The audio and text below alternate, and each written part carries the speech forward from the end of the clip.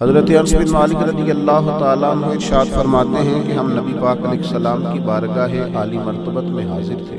اچانک نبی پاک علیہ السلام نے مسکرانا شروع کیا، یہاں تک کہ میرے پیارے محبوب صلی اللہ تعالیٰ علیہ وسلم کے مقدس دانت مبارک ظاہر ہوئے۔ اور صحابہ فرماتے ہیں جب حضور مسکراتے تو دانتوں سے ایسا نور نکلتا تھا کہ مسجد نبوی شریف کی دیواریں بھی روشن ہو جاتی تھیں۔ حضور مسکرائے تو سیدنا عمر رضی اللہ تعالیٰ عنہ نے عرض کیا کہ یا رسول اللہ صلی اللہ تعالیٰ علیہ وسلم، میرے ماں باپ آپ پر قربان ہوں، کس بات پر آپ سے؟ تو نبی پاک صلی اللہ تعالیٰ علیہ وسلم نے فرمایا، میرے دو امتی قیامت کے دن اللہ کی بارگاہ میں کھڑے ہوں گے، اور ان میں سے ایک عرض کرے گا، یا اللہ، اس میرے بھائی نے مجھ پر ظلم کیا تھا، میرے اوپر اس نے جبر کیا تھا، تو مجھے اپنا حق اس سے لے کر دیا جائے۔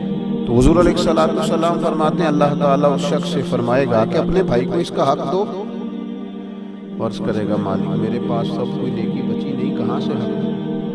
تو اب وہ جو مدعی ہے، جو دعویٰ کر رہا ہے کہ میرا حق اس سے لے کے دیا جائے، وہ عرض کرے گا مالک پھر میرے گناہ ہی اس پر ڈال دیے جائیں۔ حضور مسکرا رہے ہیں جناب انس بن مالک فرماتے ہیں، لیکن اس بات پر آ کر حضور کی آنکھوں میں آنسو آ گئے۔ نبی کریم صلی اللہ تعالیٰ علیہ وسلم فرمانے لگے، وہ بڑا ہولناک دن ہوگا قیامت کا، لوگ اس دن تلاش کریں گے کہ کوئی ایسا شخص ہمیں ملے، ضرورت محسوس کریں گے کہ جو ہمارا بوجھ اٹھائے۔ اب وہ شخص عرض کرتا ہے مالک میرے پاس تو کوئی نیکی نہیں ہے، اور یہ کہہ رہا ہے میرے گناہ ہی اس پر ڈال دیے گئے۔ نبی پاک علیہ السلام فرماتے ہیں اللہ تعالیٰ اس مدعی سے فرمائے گا ذرا سر تو اٹھا، جنت کی طرف تو دیکھ۔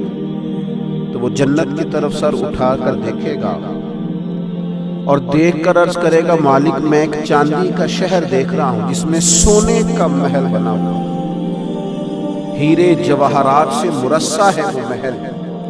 اے مالک کون اس کا مالک بنے گا، یہ کس کو ملے گا؟ تو اللہ تعالیٰ فرمائے گا جو اس کی قیمت ادا کرے۔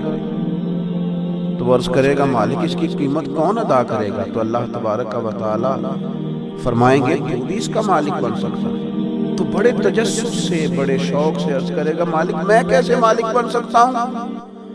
تو اللہ فرمائے گا تو اپنے بھائی کو معاف کر دے، میں تجھے اس محل کا مالک بنا دیتا ہوں، کر دے معاف اپنے بھائی کو، درگزر کر اپنے بھائی سے، بھول جا اس کی خطاؤں کو، کچھ دیر کے لیے چھوڑ دے جو اس نے غلطیاں کی، تو معاف کر دے اسے، اور میں اس محل کا تجھے مالک بناتا ہوں۔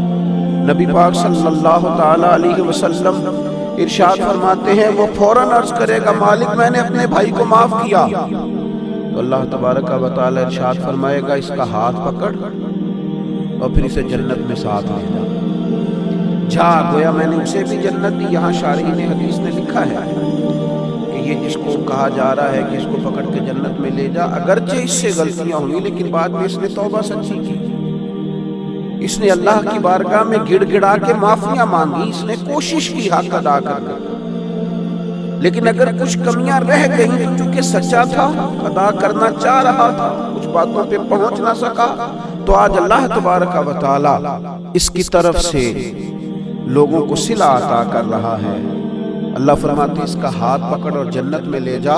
اللہ کے محبوب صلی اللہ تعالیٰ علیہ وسلم نے نتیجے کے طور پر، ریزلٹ کے طور پر یہاں ایک بات ارشاد فرمائی، حضور فرمانے لگے اللہ تعالیٰ سے ڈرو اور باہمی معاملات درست رکھو، اللہ تبارک و تعالیٰ قیامت کے دن مومنوں میں صلح کرائے گا، تو تم یہی اپنے معاملات کو درست رکھو۔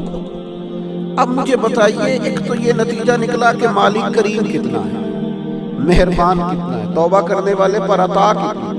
دوسرا حضور کی علم و حکمت کی اس گفتگو سے سمجھیے کہ اللہ درگزر کرنے والے کو عطا کتنا کرتا ہے، اور پھر یہ بھی دیکھیے کہ صلح کرانا کتنا مقدس کام ہے۔ دو بھائیوں کو ملا دینا، قریب کر دینا، روٹھے ہوئوں کو ایک دوسرے کے قریب کرنا کتنا عظیم کام ہے۔